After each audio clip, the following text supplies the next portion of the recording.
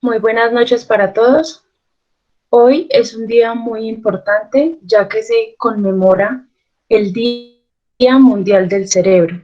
Este fue proclamado por la Federación Mundial de Neurología a partir del año 2014. ¿Y qué mejor manera de conmemorar este día aprendiendo acerca de este órgano tan fundamental en nuestra vida? Hoy tenemos el gusto de presentar a la doctora Daniela Duque, que ha sido una de las piedras angulares en nuestro semillero. Agradecemos su disposición. También queremos agradecer a todo el equipo que hace parte de la junta directiva de este semillero, como lo es Santiago Sánchez, Isabela Bonilla, María Fernanda Chamorro, Fabio Andrés Sepúlveda, Karen Franco, Rubén Darío Mosquera, D'Angelo y quien les habla, Angie Unigarro. Ha sido un proceso muy importante que hemos llevado en el semillero y agradecemos a todos nuestros asistentes porque hoy estamos compartiendo aún más conocimiento y agradecemos y damos la bienvenida a la doctora Daniela Duque. Bueno, muy buenas noches para todos. La charla sobre la cual vamos a hablar el día de hoy se denomina Código ACV.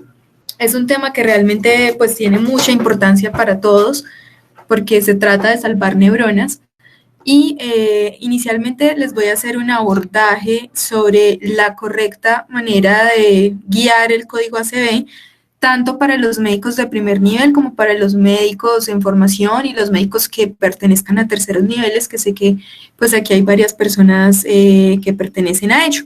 La idea es que hagamos el abordaje del código ACV inicial y en charlas posteriores vamos a hablar específicamente sobre imágenes en ACV, manejo endovascular y procesos de rehabilitación en ACV. Son varias, digamos que charlas sobre ACV, pero en este primer punto vamos a hablar específicamente sobre el código ACV. Entonces voy a iniciar con la presentación. Bueno, entonces como Angie ya les mencionó, mi nombre es Daniela Duque, yo soy médica cirujana de la Universidad de Caldas, neuróloga de la Universidad de La Sabana y pertenezco al grupo de neurociencia de Caldas y a nuestro semillero de neurociencia. Inicialmente puse esta gráfica porque hace alusión a los principales síntomas que podemos observar en las personas que presentan un compromiso vascular.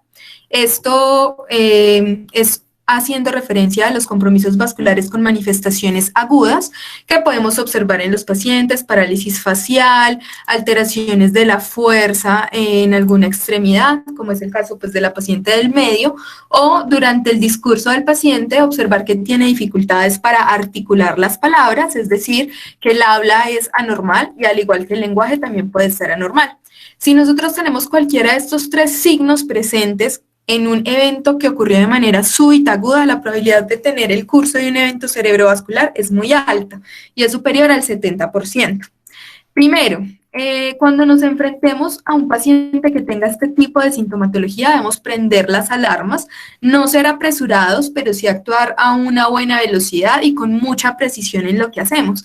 Para esto debemos de ser muy observadores de los síntomas y de los signos que presenta nuestro paciente, hacer una muy buena anamnesis, esto incluye la funcionalidad previa del paciente, cómo es su red de apoyo, cuáles son sus antecedentes, a qué horas empezaron los síntomas, en fin, todo pues digamos que la anamnesis completa de la historia clínica. Un examen neurológico muy enfocado a evaluar los hallazgos principales y esto lo vamos a orientar con algunas escalas que vamos a ver más adelante y pues básicamente todo esto nos va a ayudar a dar una posible topografía, pero la etiología definitiva de diferenciar si es un evento isquémico o es un evento hemorrágico pues se va a comprobar mediante un estudio de imagen, siempre recordando que el tiempo es cerebro y aquí cada segundo y cada minuto cuenta. Es muy frecuente escuchar que hagan referencia o mencionen la palabra accidente cerebrovascular, pero ¿realmente es esto un accidente? Esta es la pregunta que nos tenemos que hacer. Los pacientes que cursan con un evento cerebrovascular agudo generalmente tienen alguna predisposición porque estructuralmente su corazón o el funcionamiento eléctrico del mismo está alterado, tienen problemas vasculares arteriales, tienen enfermedades de pequeño vaso previo o comorbilidades sistémicas, lo que constituye que realmente no nos enfrentamos a un accidente, sino que hay varios factores que están predisponiendo a la aparición de estos eventos. Por tanto, pues los invito a abolir el término accidente cerebrovascular y reemplazarlo por ataque cerebrovascular o evento cerebrovascular agudo, que es la forma correcta en la que lo debemos manifestar, porque pues no estamos ante algo realmente accidental. La definición estricta de un ataque cerebrovascular agudo es una manifestación clínica neurológica que tiene un inicio súbito en el curso del tiempo y que se debe a la alteración abrupta del flujo sanguíneo normal en un área particular. Y es muy importante aquí considerar que estas áreas incluyen tanto el encéfalo, es decir, áreas corticales y áreas como el tronco del encéfalo, la médula espinal o la retina. Si tenemos un evento cerebrovascular agudo de cualquiera de estas tres localizaciones, es susceptible de manejos, por ejemplo, con trombolisis intravenosa. Por tanto, no debemos pensar que solo hablamos de un código ACV o de un evento cerebrovascular agudo en el caso de un compromiso cerebral, sino también un ataque cerebrovascular retiniano o un compromiso medular agudo. Esto se genera por la ruptura o la oclusión, sea de una arteria o de una vena cerebral. Entonces, el término ataque cerebrovascular agudo incluye la manifestación clínica súbita de las áreas que les manifiesto, sea por ruptura o por oclusión de una arteria o una vena. Entonces, este es el grupo grande de la definición. A su vez, los ataques cerebrovasculares los vamos a subclasificar en isquémicos o en hemorrágicos, siendo los isquémicos los que corresponden a la mayor proporción, el 85% de los casos, y los hemorrágicos el 15% de los casos. Este grande grupo de 85% de los isquémicos se subdivide en infarto cerebral agudo y en ataque isquémico transitorio. Aquí nos vamos a centrar en el infarto cerebral agudo, y el grupo de los ataques cerebrovasculares hemorrágicos se subdivide en hemorragia intracerebral parenquimatosa, hemorragia subaracnoidea, los hematomas subdurales y los hematomas epidurales. Esta es la clasificación clásica de los ataques cerebrovasculares. Aquí entonces, en el grupo de los isquémicos que mencionábamos que tenía el 85% del total de los ataques cerebrovasculares, se subdivide en varios grupos. Los que se originan por enfermedad cerebrovascular aterosclerótica en su mecanismo, los infartos lacunares, 20 y 20% respectivamente, los que tienen un mecanismo cardioembólico, sea porque hay subyacente una fibrilación auricular, una valvulopatía, un trombo u otra causa cardiológica, el 30% corresponden a ACVs criptogénicos, es decir, que no determinamos su posible causa, tras haber realizado todos los estudios de factores de riesgo, y el 5% solamente corresponden a causas poco habituales, esto es estar predispuesto por un estado protrombótico, por ejemplo, una vasculopatía, una vasculitis u otro tipo. Es muy importante tener en cuenta que el ACV o el infarto cerebral agudo, la enfermedad cerebrovascular, corresponde a una patología que genera mucho compromiso agudo, pero a su vez va a generar mucha discapacidad a largo plazo y también va a generar una alta mortalidad. Esto es un estudio que se mostró en Lancet Neurology 2017, donde se muestra la contribución de los trastornos neurológicos a la carga global de las diferentes enfermedades. En este caso vemos que la que más genera discapacidad corresponde a la enfermedad cerebrovascular, con el 47.3% del total de discapacidad de las enfermedades neurológicas está seguida de la migraña, la meningitis y las demencias. Entonces ocupa el primer lugar.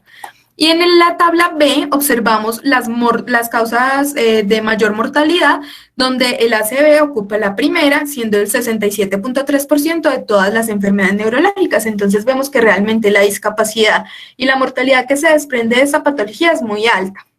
En esta otra gráfica, lo que observamos es el ranking de las tasas de años de vida asociado a discapacidad basados y estandarizados por rangos de edad en las diferentes regiones del mundo, donde vemos también que el ACV ocupa en su mayoría pues el primer lugar de discapacidad, de años de vida asociado a discapacidad. Por tanto, entonces tenemos una patología bastante prevalente y con muchas complicaciones a largo plazo. Es importante entonces, para tratar de aminorar estos posibles riesgos que se pueden derivar de un infarto cerebral que esté mal manejado, mal diagnosticado, poder considerar las 12 metas iniciales para reducir los retrasos en el tratamiento del infarto cerebral, porque los retrasos precisamente son los que más nos generan discapacidad a largo plazo.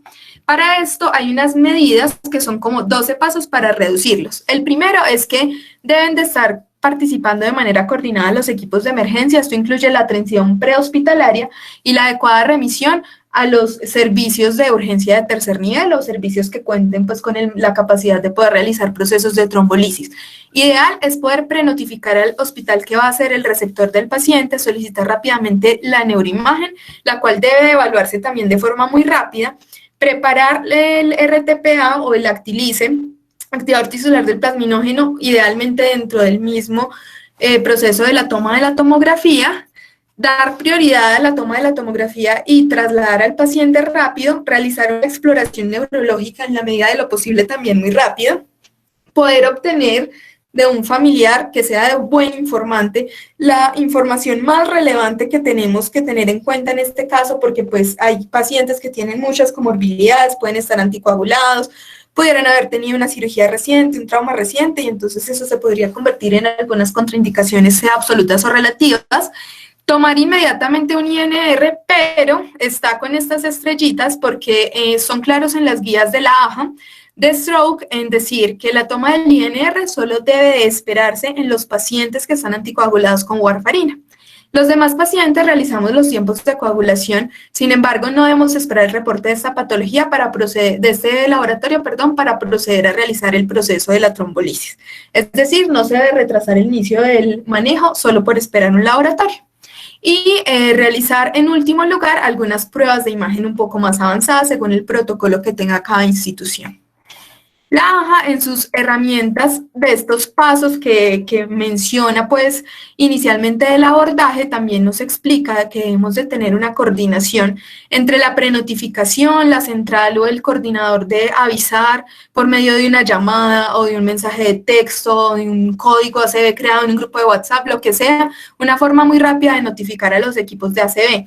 Esto es lo que falla muchas veces en nuestro departamento porque no hay una red coordinada que nos permita avisar desde los primeros niveles con un tiempo oportuno que un paciente va a ser remitido a un tercer nivel para una ACV. Pocas veces esto sucede, estamos trabajando en esto, pero sería lo ideal. Esto es para cortar los tiempos porque entre el tiempo de que inicien los síntomas, el momento en el que se recepciona el paciente y el momento en el que se hace la imagen y se interpreta, lo ideal es que sea realizada en los primeros 25 minutos posteriores a la llegada del paciente y no tarde más este proceso de 45 minutos con la finalidad de poder excluir las hemorragias e iniciar el proceso de trombolisis. Dentro de las pruebas más rápidas que debemos de poder acceder en un paciente que tiene un curso de un código ACV está la glucometría, porque pueden haber imitadores o mimics de ACV por pacientes que tengan alguna aparente focalización neurológica motora, del estado de la conciencia o de cualquier tipo por una hipoglicemia que esté siendo sintomática. Siempre pues garantizar que se dé el acceso a la administración del RTPA por vía intravenosa y hacer un completo registro de los datos de los pacientes. Para la correcta toma de decisiones, en el curso de una ACV debemos primero pues realizar una historia clínica breve pero precisa y siempre esta es la primera pregunta que hay que hacerle a los familiares del paciente. ¿Cuándo fue visto el paciente normal por última vez? Es decir, ¿hace cuánto tiempo no tenía ni un solo síntoma o si este fue un ACV del despertar? Si la última vez visto bien es difícil para el familiar porque puede estar muy angustiado, puede estar muy ansioso, lo podemos asociar con algún evento, por ejemplo, fue antes del desayuno, fue al momento del almuerzo, ¿sí? Entonces, más o menos la temporalidad va a podernos garantizar que se actúa en un intervalo de tiempo adecuado. También debemos preguntar por la historia de la presentación de los síntomas y la primera forma de que lo describe el familiar probablemente va a ser la más precisa. Entonces el familiar va a decir, no, es que se le torció la cara, se le desvió la boca para un lado, se le paralizó una mano, ¿sí? Entonces esto nos va a dar como la precisión de si es realmente un infarto cerebral o si puede ser un imitador del infarto cerebral. La cronología de los síntomas es muy importante. Porque para el curso de una ACV lo que esperamos es que los síntomas tengan un inicio abrupto, ¿sí? Excepto en algunos casos de infartos de pequeño vaso, donde pueden ir fluctuando los síntomas alrededor de hasta 72 horas. Hay algunos imitadores de ACV, como es el caso, por ejemplo, de las migrañas con auras del tronco encefálico, que pueden presentarse con cefalea y paulatinamente irse sumando síntomas como disartria, como hemiplegia, pero que van evolucionando largo en la evolución del tiempo de los síntomas y pues probablemente nos excluya la probabilidad de una ACV.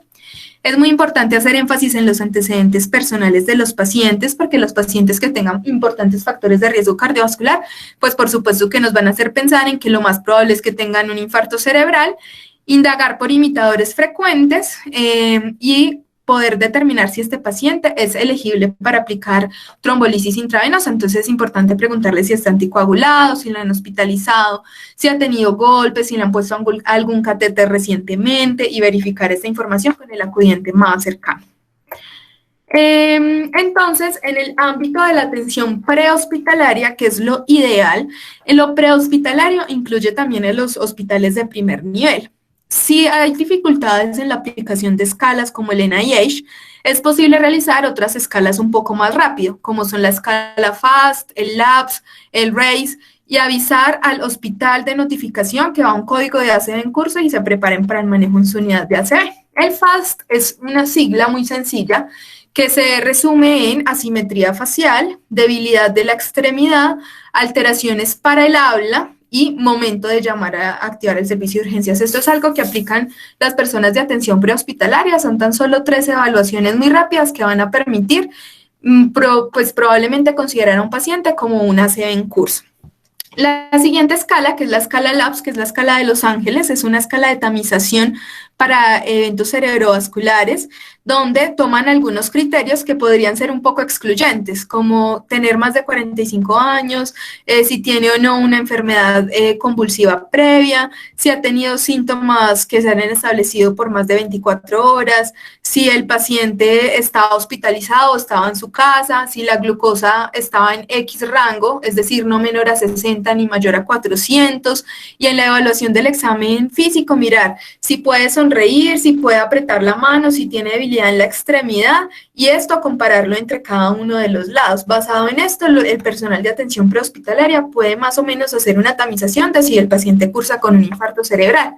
La escala RACE es una escala neurológica también simple que se aplica a nivel prehospitalario. Básicamente lo que mira esta escala es si hay paresia facial, paresia del brazo, de la pierna, desviación de la mirada y algunos otros signos como agnosia o afasia.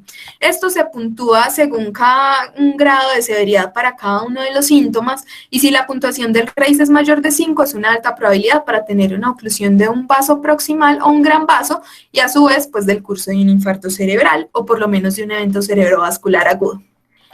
Dentro de la atención prehospitalaria, entonces, lo que buscamos es que se identifiquen los síntomas de ACV, que se notifique la línea de emergencias, que esta línea de emergencias escoja cualquiera de estas escalas para hacer la evaluación, sea telefónicamente o dentro de la ambulancia, y que este proceso de los síntomas y que el paciente llegue a tener una ambulancia en su máxima disponibilidad se tarde menos de 15 minutos. Si la ambulancia, el personal de APH lo valora y considera que es positivo para ACV, pues debe trasladar al paciente a un centro integral donde le puedan brindar la oportunidad de realizar trombólisis IV y trombectomía de ser posible. Entonces, ante estos posibles síntomas de focalización neurológica que tenemos aquí, tenemos que preguntarnos pues si realmente cuál es la clínica que este paciente tiene y qué nos lateraliza para pensar si es un área elocuente, si es su hemisferio dominante, cuál es el posible territorio cerebral. En términos muy generales, si el paciente presenta debilidad facial del lado derecho, debilidad del hemicuerpo derecho, con paresia braquial o crural y desviación de la mirada hacia la izquierda, y esto se asocia a afasia, como está focalizado todo el hemicuerpo derecho, tiene la desviación contralateral y tiene la afasia, pues lo que pensamos es que probablemente se esté alterando un territorio vascular localizado en el hemisferio izquierdo. Si los síntomas que presenta el paciente son debilidad del hemicuerpo izquierdo, se asocia a desviación de la mirada a la derecha, al lado contralateral, y agnosia, por ejemplo, o alteración de la sensibilidad cortical, lo más probable que tengamos es un infarto o un evento cerebrovascular del hemisferio derecho. Hay algunos síntomas que nos ayudan a localizar topográficamente la probable localización del evento. Aquí no nos vamos a centrar mucho en las manifestaciones clínicas, pero cuando estamos en un infarto de territorio anterior tenemos disfunción cortical, falla en las funciones mentales, afasia, apraxia, tenemos alteración ocular dada por hemianopsia homónima y alteraciones motoras o sensitivas, sea braquiales, crurales, con inclusión de la cara contralateral.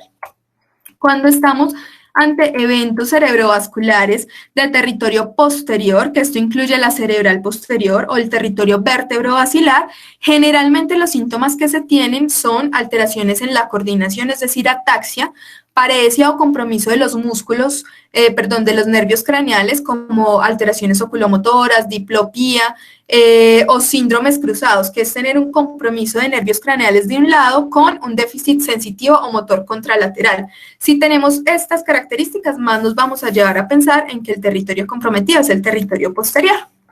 Y si el paciente tiene síntomas como un compromiso motor puro, que sea homogéneo, es decir, tanto proximal como distal, o un compromiso sensitivo motor exclusivo, o algunos síndromes como disartria y solamente alteración motora de la mano, y que no se acompañe de alteraciones corticales, que no haya fascia, que no haya alteración en la sensibilidad cortical, que no haya alteración en los movimientos oculares, que no haya compromiso de los nervios craneales, lo más probable es que se trate de un infarto lacunar. Esto solo lo vamos a saber con las imágenes pues complementarias, pero son estudios que nos ayudan a orientar el tipo de infarto. Entonces, hemos establecido la atención prehospitalaria, hemos notificado a la clínica, al hospital receptor, le hemos dicho que creemos que tiene el curso de una ACV, que creemos que es en tal territorio y que probablemente pues estos son los criterios que puede tener el paciente para beneficiarse de una trombolisis. Lo que nos interesa acá es reducir el tiempo puerta aguja, es decir, el tiempo entre notificar y que el paciente reciba el medicamento. De nuevo, entonces, notificarlo, trasladarlo al TAC, realizarle los estudios complementarios de forma muy rápida y administrar el tratamiento de Actilise de manera rápida en el tomógrafo. El tiempo es cerebro y durante el curso de una ACV, cada minuto que pase, en un solo minuto mueren más de 2 millones de neuronas. Esto aumenta el riesgo de daño cerebral permanente en el paciente. Por eso, en los pacientes con un código ACV, lo que nos interesa es ahorrar tiempo y ser muy precisos en el diagnóstico y en la rapidez y elegibilidad de estos pacientes. ¿Qué nos interesa? Entonces, en el flujo sanguíneo cerebral normal interfieren muchos factores que incluyen la presión arterial sistémica, que incluye el intercambio de iones, incluye el intercambio de oxígeno, el paso de la glucosa a los tejidos viables, ¿sí? Cuando se produce un tejido de isquemia o una zona de isquemia, hay un área que realmente ya ha muerto y que no se va a recuperar. Pero alrededor de esta zona de isquemia hay un área que está luchando con sus mecanismos de defensa, aumentando el metabolismo de la glucosa, aumentando la disponibilidad de oxígeno, y eso es lo que llamamos la penumbra isquémica. La penumbra isquémica que está alrededor de la zona que se ha infartado es la zona más crítica que buscamos salvar y restablecer mediante el flujo arterial colateral que tiene la zona vascular afectada. Lo que nos importa en una ACV es salvar la penumbra isquémica. La penumbra isquémica se va reduciendo en la medida en la que van pasando las horas. Entonces, esta es la zona del infarto. Alrededor de ella está la zona de penumbra isquémica, que es grande, ¿cierto? Pero se va reduciendo si nos vamos alejando en el tiempo, en días a semanas. Entonces, lo que nos importa es acortar el tiempo y poder aumentar la mayor cantidad de penumbra isquémica que se pueda. Entonces, el código ACV es una carrera del tiempo. Necesitamos identificar la clínica del paciente, seleccionarlo, determinar si es candidato a un manejo intravenoso, intraarterial, es decir, en la trombectomía mecánica, o a ambos manejos y optimizar los recursos médicos. Este es el esquema de un código ACV ideal, ¿sí? Entonces, el paciente puede llegar por demanda espontánea. Demanda espontánea quiere decir que llegó en su carro, lo llevaron en un taxi, o trasladado directamente por una ambulancia por activación de la línea pues, de emergencia, ¿cierto? De cualquiera de las dos maneras que el paciente llegue a la institución, aquí va a haber siempre una persona orientadora, sea una jefe de enfermeras o el médico encargado de realizar el triage, y va a pasarlo a la valoración por el médico de urgencias o por el urgenciólogo o por el intensivista, según se haya determinado en la institución. Si el curso de este evento lleva más de 6 horas, no debemos activar el código ACV para manejo intravenoso, pero probablemente podría haber un beneficio en el manejo de trombectomía mecánica. Si tiene un curso inferior a 6 horas, debemos de activar de inmediato el código ACV, solicitar valoración por neurología si está disponible pues en la institución. Inmediatamente activemos el código ACV, hay que monitorizar al paciente, calcularle la escala de NIH. Si tiene más de una puntuación mayor o igual a 6, hay que canalizarlo con 2 accesos venosos con un catéter 18 y tomar los paraclínicos que se necesiten. De inmediato, recogemos el Actilice, casi en todos los servicios de urgencias está dispuesta una maleta que tiene el Actilice listo para ser preparado, lo trasladamos a radiología y le tomamos un TAC de cráneo, ¿sí? Esto aquí no vamos a tomar resonancias, no vamos a tomar nada más que un TAC de cráneo. ¿El TAC de cráneo muestra sangrado? No, entonces es un ACV isquémico. ¿Muestra sangrado? Sí, entonces hacemos el protocolo de ACV hemorrágico. Si no nos muestra sangrado y consideramos que es un ACV isquémico, vamos a mirar cómo está el NIH, que es la escala para puntuar la intensidad o la severidad del déficit. Si es menor a 6, esto no nos excluye la posibilidad de una trombolisis, ya vamos a ver por qué. Si aún teniendo un NIH menor de 6, lo consideramos candidato a trombolisis, cerramos el código, iniciamos la trombolisis y trasladamos al paciente a reanimación para la aplicación del medicamento y de allí se deriva a intermedios, a UCI o a la unidad de monitorización de ACV. Si el paciente tiene un ACV isquémico y tiene un NIH mayor de 6 y un ASPECTS mayor de 6, que es la escala para evaluarlo por tomografía, pensamos en que puede ser un vaso grande. Entonces, ¿es candidato a trombolisis IV? ¿Sí o no? Si sí, hay que realizar un angiotac desde el callado de la aorta hacia arriba y verificamos si tiene oclusión proximal y si tiene adecuadas colaterales. Si el paciente sí tiene oclusión proximal y sí tiene adecuadas colaterales, aparte de la trombolisis intravenosa, va a ser candidato a trombectomía mecánica. Entonces, este esquema del código ACV ideal es el más importante que se deben de llevar pues en sus mentes y recordarlo por los tiempos, las puntuaciones y la forma de actuar en su paso a paso. Este es el orden, entonces, del código ACV. Entonces, ¿es un ACV hemorrágico o es un ACV isquémico? Si es un ACV hemorrágico, pues realmente ya hasta aquí cerramos y trasladamos pues al paciente, sea neurocirugía o al manejo pues que se requiera y se derive de esta patología. Pero si es un ACV isquémico, hay que mirar si está establecido el infarto cerebral o si tiene signos tempranos de isquemia. Si está establecido, pues ya no le daremos un manejo con trombolisis intravenosa, sino los cuidados post-ACV y el inicio de su rehabilitación.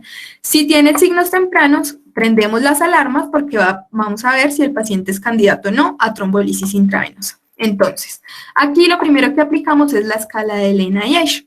Esta no es un sustituto adecuado para el examen neurológico integral. Lo que nos ayuda es detectar con una evaluación rápida a los pacientes que tienen el curso de un ACV agudo. La escala del NIH consta de 11 elementos, es una escala que está validada y puede ser usada tanto para neurólogos como no neurólogos.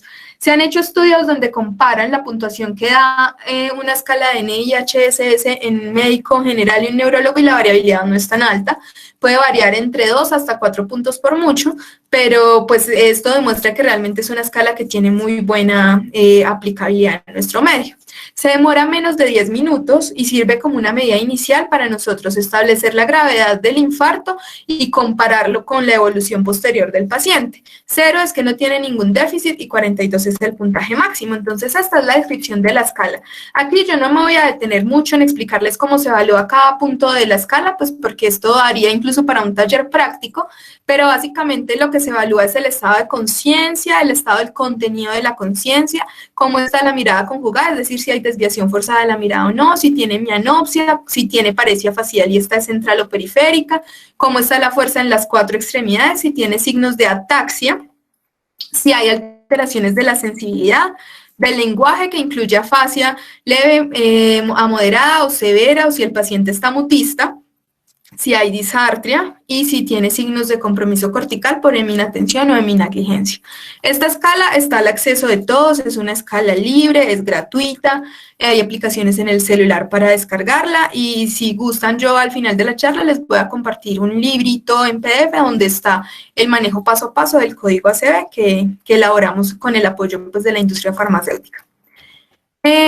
Aplicamos la escala del NIHSS y si el paciente lo consideramos elegible o no tiene más de 6 puntos, pero tiene un compromiso de un área que se lo cuente para él, ese paciente debería de recibir un tratamiento. Es decir, que el hecho de que me dé más o menos de 6 no me ayuda a definir si lo tengo que trombolizar o no, pero sí me ayuda a poder predecir si la oclusión es de un gran vaso.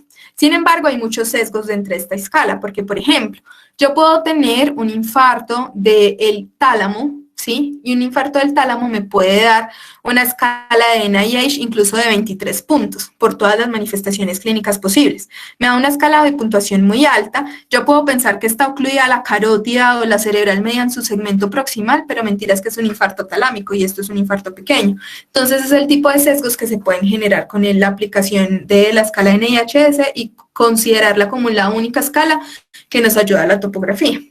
Adicionalmente, ¿qué pasa? Nuestro hemisferio dominante es el hemisferio izquierdo. Siempre la puntuación del compromiso que se da por un infarto cerebral del hemisferio izquierdo suele dar al menos 4 puntos más de lo que sucede con el hemisferio derecho, porque, por ejemplo, aquí un infarto cerebral de este territorio en general da afasia, entonces esto ya no suma más puntos.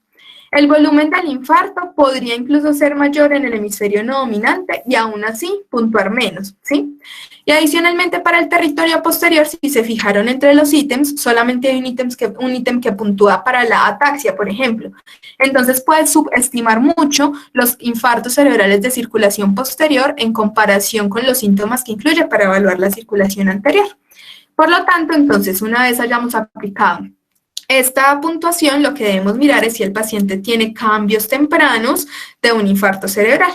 ¿Cuáles son esos signos tempranos? Entonces, lo primero es la hipodensidad de los núcleos de la base.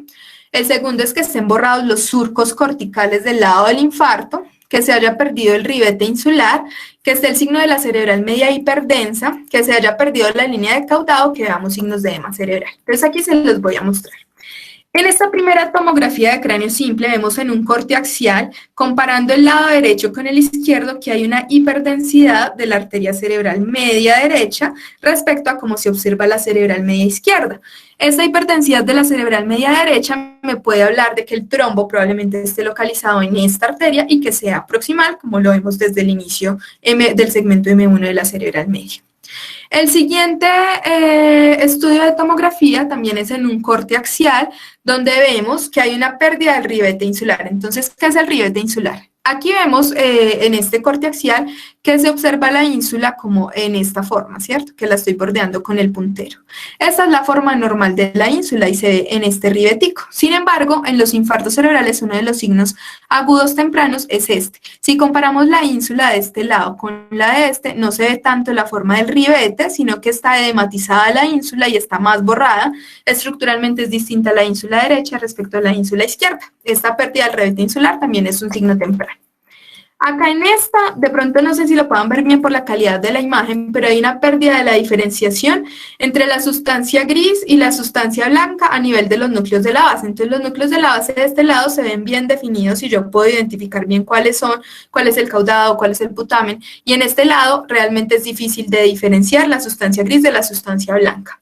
Y en este, tal vez que sea uno de los signos más fáciles de observar, es el edema difuso y el borramiento de los surcos corticales que por efecto del edema citotóxico puede producir compresión del sistema ventricular. Entonces, este es un paciente que tiene mucha atrofia cerebral, como se puede observar en la tomografía, pero en el territorio del hemisferio cerebral izquierdo vemos bien definidos sus surcos pese a su atrofia y en el derecho vemos un extenso edema cerebral con borramiento de los surcos y un aumento del edema que nos está comprimiendo esta asta lateral este cuerno del ventrículo lateral. Por tanto, el probable infarto de este paciente esté en todo el territorio de la cerebral media derecha, que es donde vemos el edema difuso. El tiempo de evolución que nos interesa es el tiempo hiperagudo, que es el curso de las primeras 6 horas del infarto.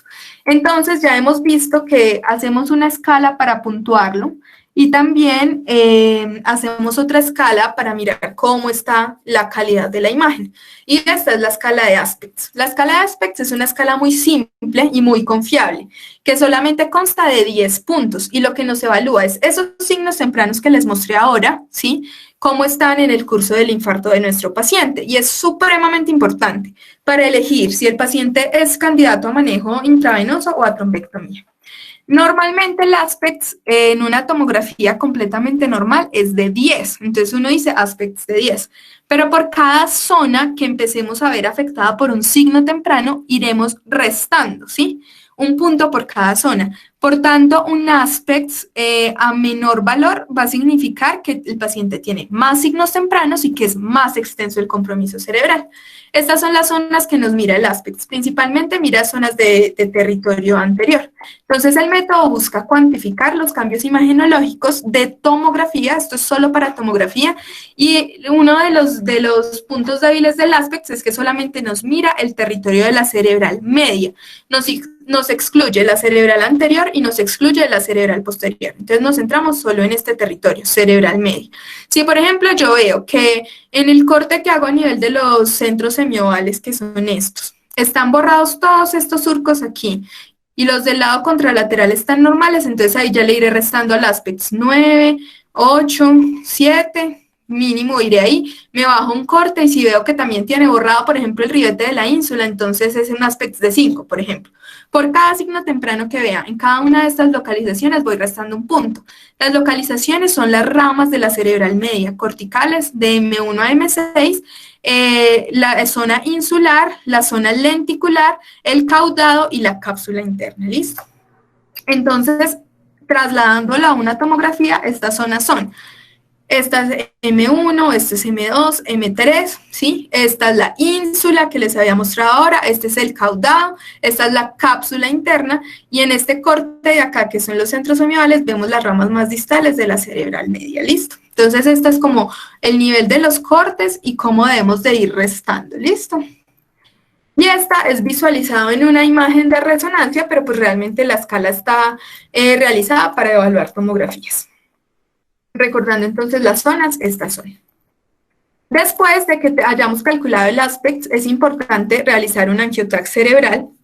El angiotac ideal en el protocolo de un código ACV debe incluir desde el callado de la aorta para que incluya los vasos del cuello y los vasos intracraneales, ¿sí? Y con esto determinar que no hayan disecciones, que no hayan estenosis carotídeas y cómo está la circulación, pues tanto anterior como posterior. Por ejemplo, en este angiotac que ustedes están observando acá, se ve que hay una disminución o una amputación en el flujo de la arteria cerebral media derecha en su segmento M2, ¿sí? La otra está normal, esta está disminuida y adicionalmente vemos estas ramitas que están al lado, que son las arterias colaterales, como tienen un buen flujo en el lado izquierdo y están un poco más disminuidas en el lado derecho, pero a pesar de estar disminuidas, están presentes y son buenas las colaterales que están tratando de suplir ese flujo de esta arteria.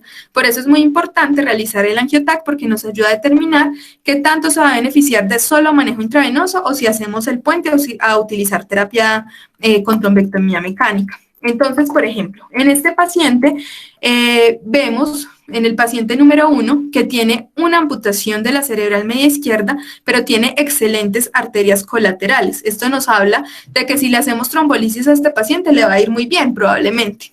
En el paciente número 2 vemos que hay una amputación también de la arteria cerebral media izquierda, pero si comparamos las colaterales del lado derecho con las del lado izquierdo, ya vemos que el llenado es menor y el volumen es menor. Por tanto, son colaterales intermedias, se beneficia de manejo intravenoso, pero probablemente no le vaya a ir también en su manejo con trombectomía mecánica.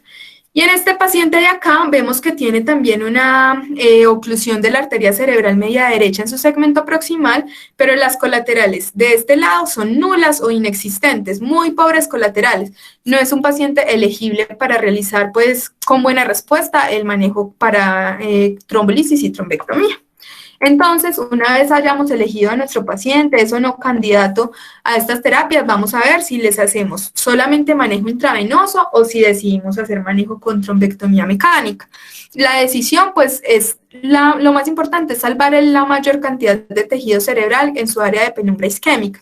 Si solo disponemos de trombolisis IV, pues obvio, solo le vamos a hacer trombolisis IV, pero si existe la probabilidad de pasar el paciente a un puente con trombectomía mecánica y tiene las posibilidades, a ese paciente le va a ir muchísimo mejor y sus secuelas van a ser menores.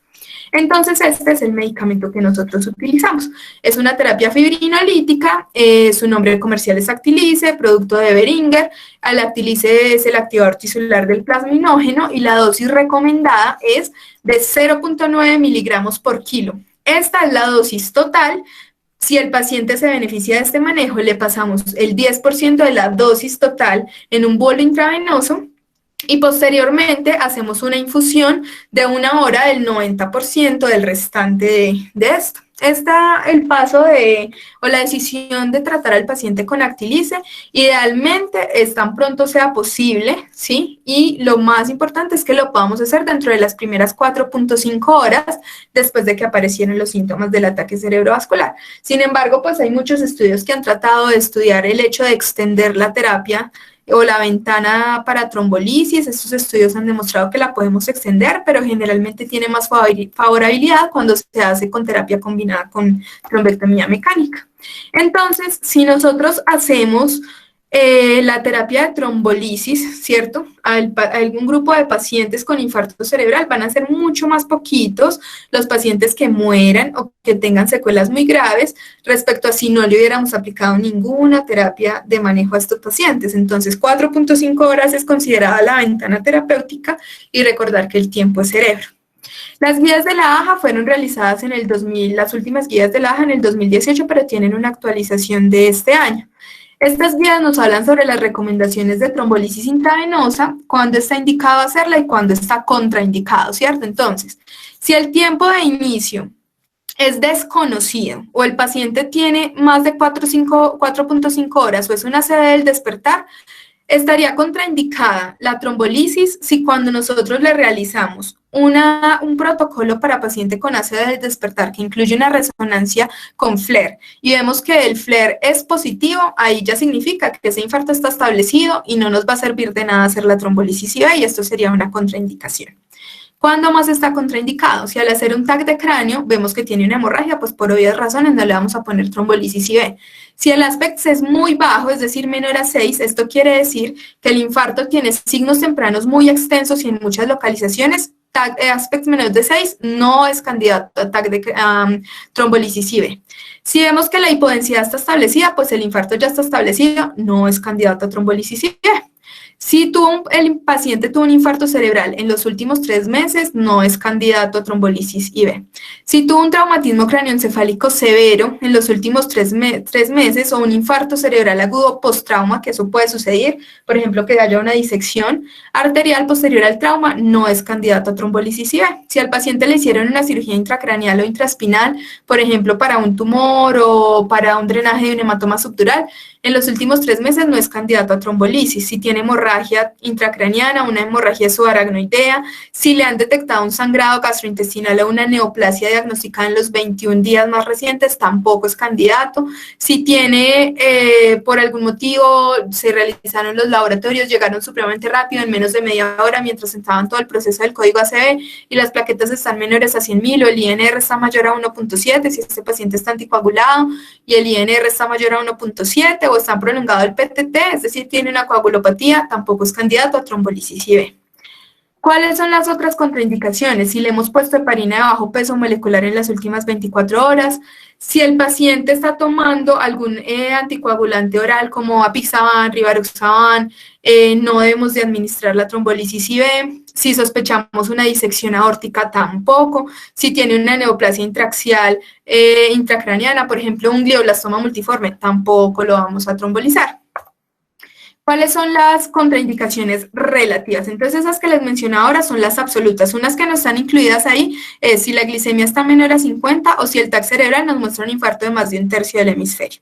Esto es, no lo vamos a trombolizar, tampoco si tiene un sitio de punción arterial difícil. Por ejemplo, si ese paciente tiene un catéter Majorquer y le están haciendo diálisis, pues no sería ideal trombolizarlo tampoco. ¿Cuáles son las contraindicaciones relativas? Entonces, que tenga síntomas menores y estén revirtiendo espontáneamente. Podría ser una IT, entonces si vienen en mejoría los síntomas y es notoria esa mejoría y no le está comprometiendo un área elocuente, no lo vamos a trombolizar. Si el paciente tuvo una convulsión inicial y el déficit focal residual, esto ya es, digamos que una decisión a tomar en conjunto mirando los signos radiológicos que tiene.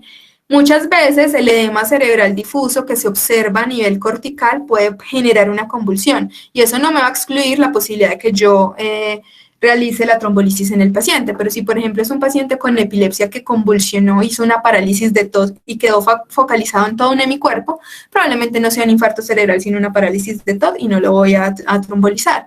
Si el paciente ha tenido una hemorragia gastrointestinal en los últimos 21 días es algo relativo, el embarazo también es relativo, hemos trombolizado a muchos pacientes embarazadas y no es que esté contraindicada la condición del embarazo, sino más bien si tiene alguna patología como alteraciones de la inserción de la placenta, o alguna coagulopatía grave. O si ha tenido un infarto agudo de miocardio en los últimos 3 meses, es una decisión también pues a tomar dependiendo de la anticoagulación dual que esté recibiendo y pues de qué tipo de abordaje le hicieron para su manejo del infarto cerebral. Entonces, las recomendaciones de trombolisis IV adicionales a las que hemos mencionado ahora incluyen signos neurológicos discapacitantes en pacientes con infarto cerebral agudo que requiere trombolisis IV con menos de 6 puntos en el NIHSS. ¿Esto qué es? Que represente áreas elocuentes que le generarían mayor discapacidad al estar afectada. Entonces, por ejemplo, si yo tengo un paciente que es cantante y su síntoma es cantante y guitarrista, y sus únicos síntomas son que tiene una afasia motora y tiene una paresia del miembro superior derecho.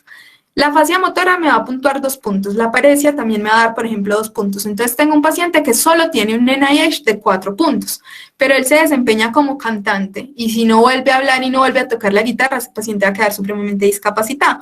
¿Por qué habría de negarle la trombolisis IV aún teniendo un NIH menor de 6? Estos pacientes que tienen áreas elocuentes comprometidas, así la puntuación sea menor a 6, es un paciente que toca remitir y que toca hacerle un manejo intravenoso. Esto es a juicio del clínico, pero pues es importante porque podemos tener pacientes que tengan afasia y que puntúen 1 y se benefician de trombolisis IV. ¿Cuáles son esas áreas discapacitantes o elocuentes? Entonces, tener una hemianopsia completa, con una afasia severa, tener una extinción al estímulo visual, tener debilidad que esté comprometiendo una extremidad que sea muy importante para el desempeño del paciente, o cualquier déficit que sea considerado potencialmente discapacitante desde el punto de vista del paciente y del médico tratante. Entonces, esto queda a criterio y a juicio médico, pero pues realmente basándonos en el oficio de los pacientes y en estas áreas elocuentes, no deberíamos de ser tan estrictos en ese punto de corte del NIH. Dentro del manejo del código ACV es muy importante las metas de presión arterial. Si los pacientes tienen más de 185-110, debemos de ponerles un manejo intravenoso con la betalol, 10 miligramos, hacer la repetición de la toma de la presión arterial. Si no se logra mantener tras haber repetido una dosis del medicamento y aún persiste más de 185-110, no es candidato a administrarle lactiliza porque el riesgo de sangrado intraarterial va a ser muy alto. Lo ideal es mantener las metas de presión menores de 185-110 durante y después de la administración de la trombolisis y monitorizar de manera continua la presión arterial del paciente, cada 15 minutos en las primeras 2 horas, cada 30 minutos en las siguientes 6 horas y cada hora en las siguientes 16 horas. Por eso lo ideal es que esos pacientes sean manejados en una unidad de cuidado intensivo. Y si no logramos el control de la presión arterial, pues podemos ya pasar a otros medicamentos, como por ejemplo el uso del nitroprusiato. Cuando pensar que el paciente tiene una hemorragia intracraniana, entonces si el paciente se empieza a deteriorar en su conciencia, tiene una cefalea muy intensa, inicia con náusea y vómito, se le empieza a elevar la presión arterial, o lo estamos reevaluando y el NIH me subió 4 puntos más respecto a cómo empezó la trombolisis, entonces suspendemos la infusión y llevamos urgente a este paciente a tomografía. Si vemos que hay hemorragia, le vamos a administrar frío precipitado y pues realmente aquí la conducta es interconsulta para neurocirugía, quien tomará la decisión de hacer el drenaje quirúrgico. Esto es la clasificación de cómo se dan la transformación hemorrágica de los infartos.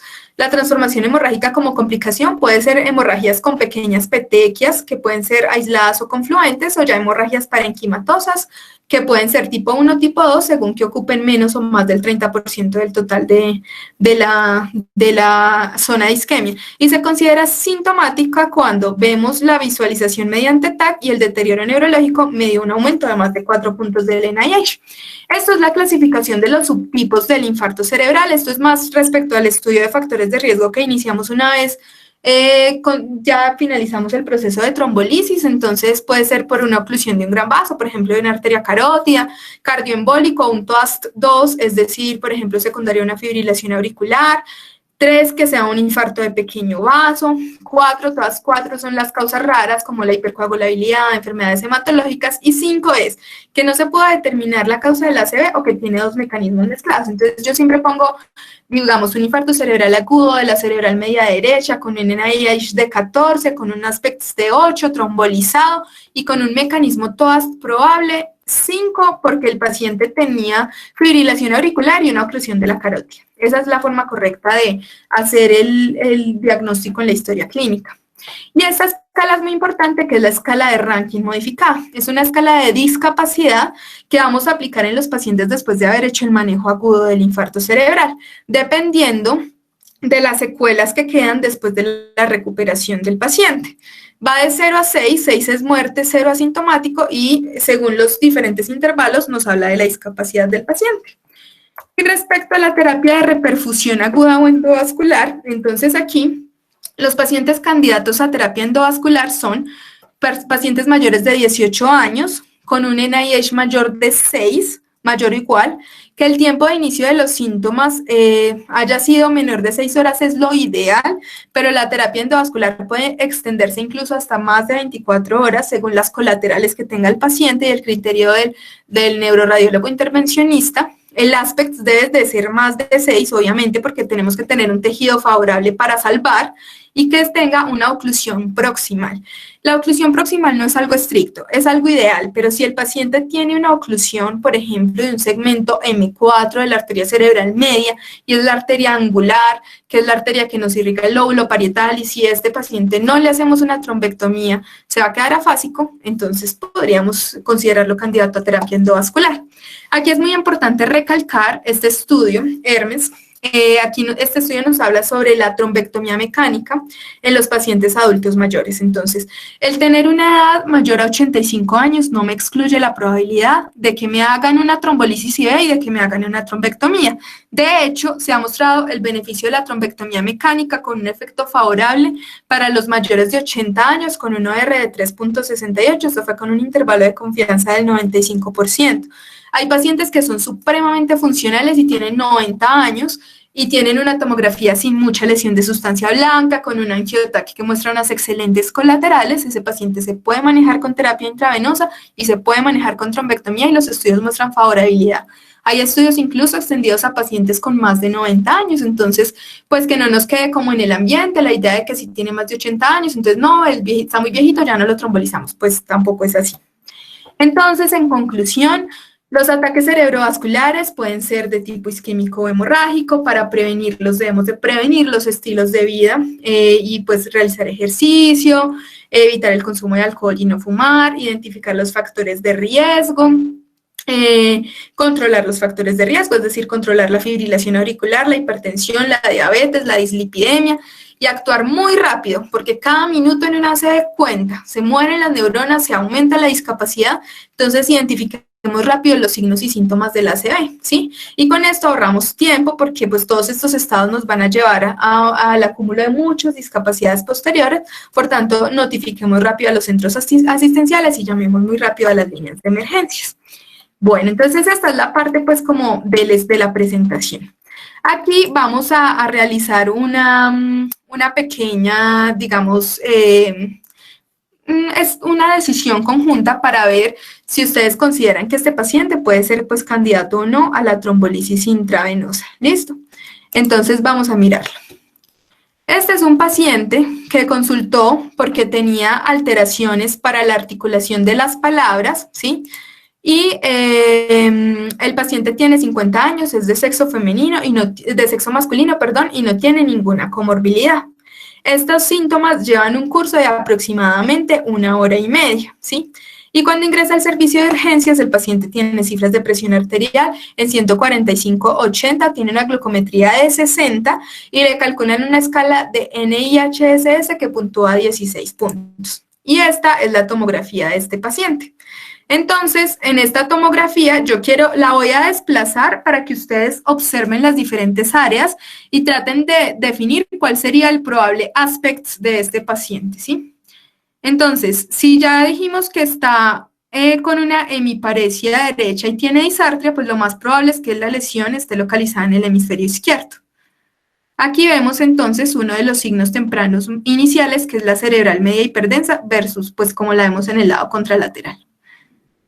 Me voy a ir deteniendo en las distintas zonas. Entonces, en este corte, vemos la ínsula, ¿sí? Entonces, comparen el ribete insular de este lado con el ribete insular del lado derecho.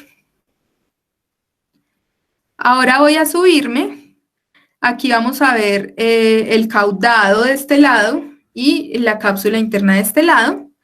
Y aquí vamos a ir viendo las diferentes áreas de la corteza cerebral de este hemisferio.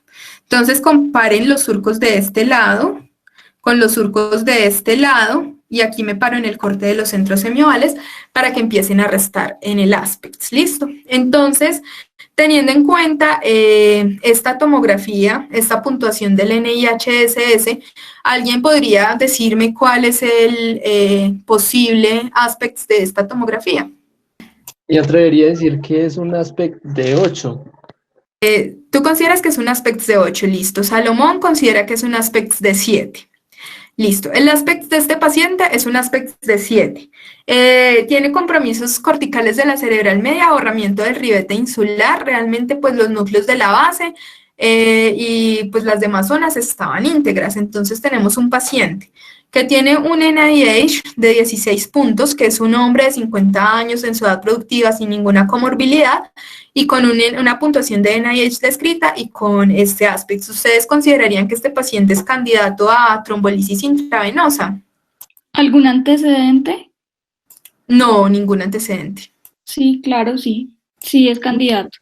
Perfecto. Este paciente es candidato a trombolisis IV. ¿Le realizarían solo trombolisis IV o le harían un puente a trombectomía mecánica? ¿Hay angiografía que nos pueda orientar?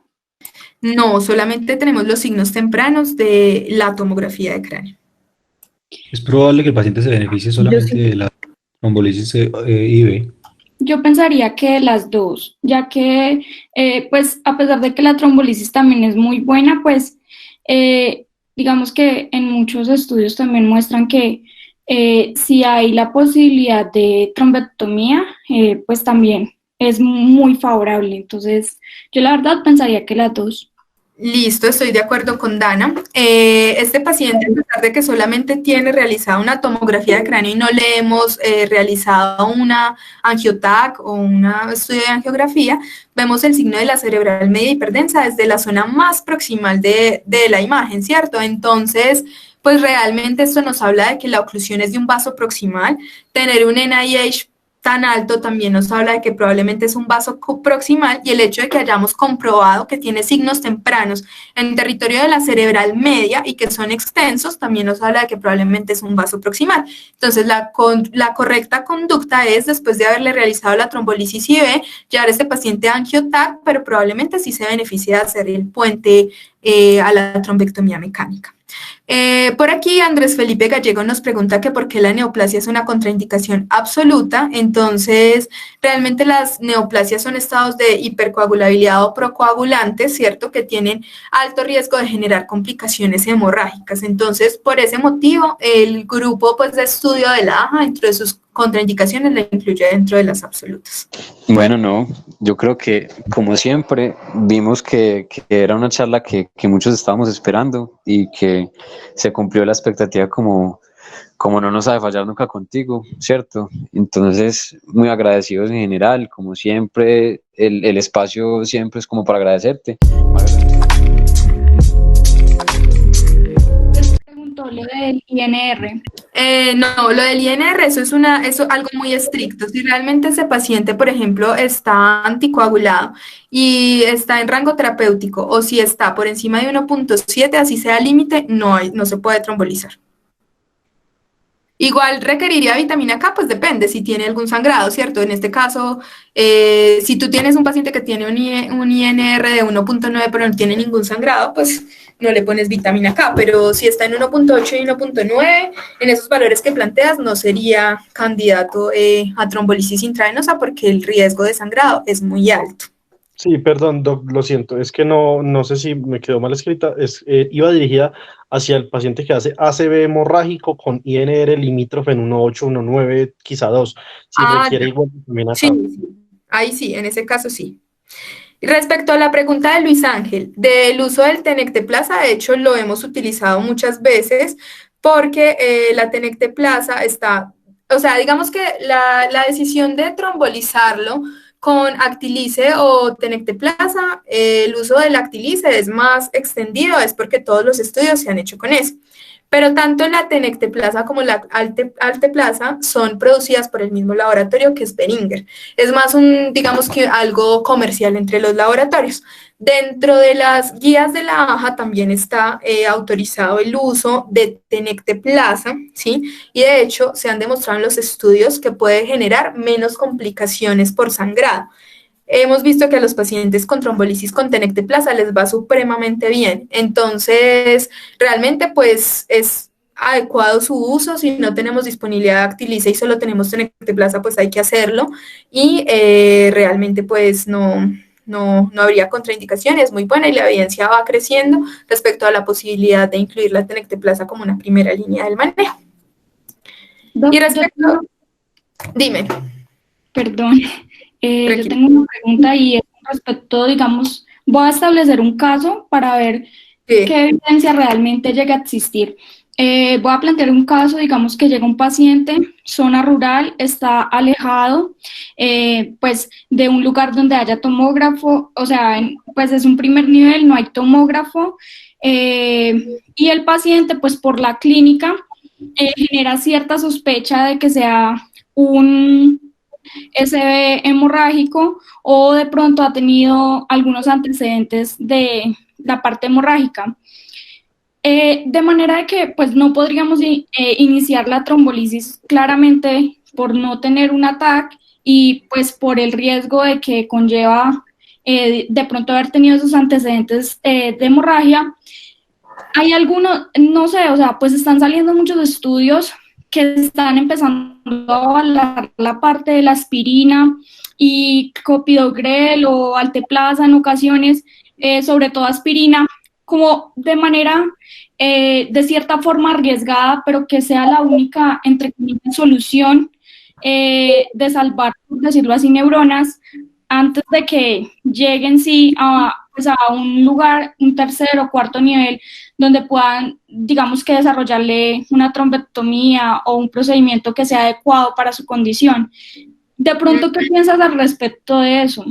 Me parece que es arriesgado, ¿sí? Porque hay algunos, es muy difícil tú por la clínica poder establecer que el paciente tiene un ACV isquémico o hemorrágico.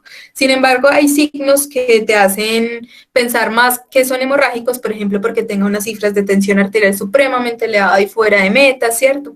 ese tipo de síntomas. El hecho de que yo no pueda excluir que sea hemorrágico o isquémico y que tenga la sospecha de que pueda haber una hemorragia por las manifestaciones, porque tenga mucha emesis, porque tenga muchos signos de hipertensión intracraneal, porque tenga las cifras muy mal controladas, me parece que sería muy arriesgado darles dosis de carga de asa o de clopidogrel. Pienso que en ese caso, pues igual la indicación sería hacer la remisión para hacer la neuroimagen y con ello definir el uso de la vía que vamos a hacer según el tipo de infarto que tenga o de evento que tenga, pero manejarlo en un primer nivel con cargas de asa o de clopidogrel sin haber excluido la hemorragia, si la sospecha de hemorragia es alta, pues me parece que es como arriesgado. Muchas gracias, doctor. Y respecto a la otra pregunta que estaban haciendo, de si en mi servicio hacen trombolisis extendida, sí, en el servicio hacemos trombolisis extendida. Hay varios estudios, Wake Up y otros estudios sobre, por ejemplo, pacientes con hora desconocida o ACV del despertar. En ese caso lo que se hace es, si desconocemos la hora o si las horas de los síntomas ya las sabemos, pero son mayores a 6 horas, llevamos al paciente a la realización de una resonancia cerebral con una secuencia de difusión y una secuencia FLAIR, ¿cierto? Entonces, lo que esperamos es en la secuencia de difusión ver los cambios por el infarto cerebral que restrinjan a la difusión. Pero si el FLAIR es negativo, es decir, no está hiperintenso en FLAIR, sino que el FLAIR es completamente normal un lado que el otro, y el paciente en su angiotac tiene muy buenas colaterales, se puede hacer trombolisis extendida. Y lo hacemos y ya evaluamos pues la posibilidad de hacer trombectomía. No es absolutamente necesario que la trombolisis la haga un especialista. De hecho, para eso se hace la certificación en la página del NIH y pues hay certificaciones para la aplicación de la escala y pues lo ideal es que esta trombolisis se pueda aplicar por los médicos de urgencias. En la normativa de nuestro país, sí está que se debe de realizar por un urgenciólogo, por un intensivista o por un médico neurólogo. En ese caso, pues en los terceros niveles se supone que por lo menos el intensivista sí debe de estar presente en la institución porque por algo pues es un tercer nivel y en caso de que no se cuente con la aprobación de otro especialista, él sería el indicado para proceder a realizarlo. De otra manera, también se pueden utilizar los teleconceptos, en algunos casos en los terceros niveles. No sé qué tanto lo usen en tu hospital, pero, por ejemplo, hacer el envío de la imagen al neurólogo o al urgenciólogo para que te dé el aval para realizar la trombolisis también es otra forma, pues, de trabajar y que nos ayuda como a ahorrar el tiempo con esos pacientes. Yo tengo otra pregunta relacionada sobre la parte de hipertensión permisiva, por decirlo así. En caso de un SB isquémico, pues que sabemos que una gran parte de la zona está comprometida a nivel cerebral, ¿hasta qué punto esa hipertensión permisiva o cuál es el límite se debe esperar? Entonces, las metas son durante la trombolisis y en las horas inmediatas de la postrombolisis 185, 110. Esas son las metas para mantener la penumbra isquémica. Menos de ese valor y no inferior la presión arterial sistólica a 140. Es lo ideal durante el proceso de la trombolisis para conservar la penumbra isquémica. Listo, muy bien. Yo creo que pues realmente ya no hay más dudas. Lo que esperamos es pues invitarlos para una siguiente charla que vamos a tener sobre ACV, pero más enfocada en la interpretación de imágenes de tomografía para, digamos, la utilidad en el servicio de urgencias de los primeros respondientes a los pacientes que tienen síntomas vasculares.